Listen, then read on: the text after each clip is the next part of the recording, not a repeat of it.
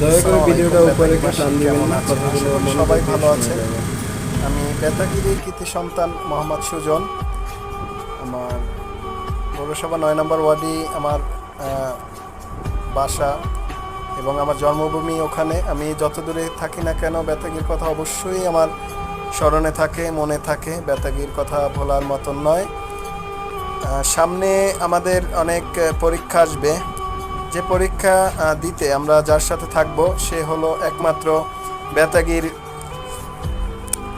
বড় এক নেতা, আর সে হলো শাহজাহান কবির।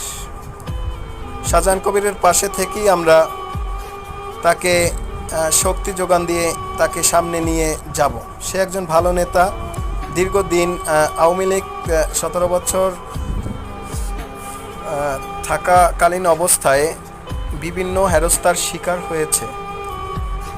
সাথে আমার শোয়েব ভাইও বিভিন্ন হেরস্তার শিকার হয়েছে।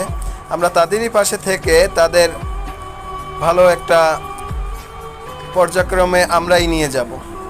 আপনারা পাশে থাকবেন, আমার এটাই আশা, এটাই আকাঙ্ক্ষা। ইনশাল্লাহ দেখা হবে রাজপথে।